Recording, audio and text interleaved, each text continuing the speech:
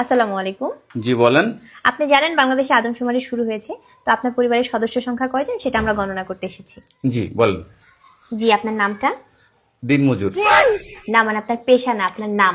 আমার নামই দিনমজুর। আপনি কি বিবাহিত? জি। কয় বছর হচ্ছে বিয়ে করেছেন? 1 বছর। আপনার কি বাচ্চা আছে? জি 2 জন। মানে আমি 2 বিয়ে করেছি। ও আচ্ছা। আপনার স্ত্রীর নাম? ছোট জন না বড় জন?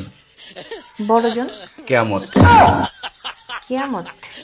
আর ছোটজন? তুফান। ও তুফান। আপনার সন্তানের নাম? ছোট জনেরটা না বড় জনেরটা? কিয়ামত জনেরটা? ঝড়। ঝড়। আর তুফানেরটা? সিডর। সিডর। জি, আপনার মূল্যবান সময় দেওয়ার জন্য আপনাকে ধন্যবাদ। আর লাগবে না? না না না, আর কিছু লাগবে না। আর কিছু লাগলে নিয়ে যান। না না, তাহলে ভিতরে এসে চা খেয়ে যান। এখানে বেশি থাকলে সমস্যা আছে।